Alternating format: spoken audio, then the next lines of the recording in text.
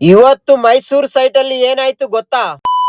ಹೇ guys, ಅಸ್ಸಲಾಂ ವಾಲೇಕುಂ, welcome to my many vlog. ಇವತ್ತು ಮೈಸೂರು ಸೈಟ್ ಅಲ್ಲಿ ಫುಟಿಂಗ್ ಕಾಂಕ್ರೀಟ್ ಇದೆ. ಬೆಳಿಗ್ಗೆ 8 ಗಂಟೆಗೆ ಬೂಮ್ ಟ್ರಕ್ ಬಂದಿದೆ.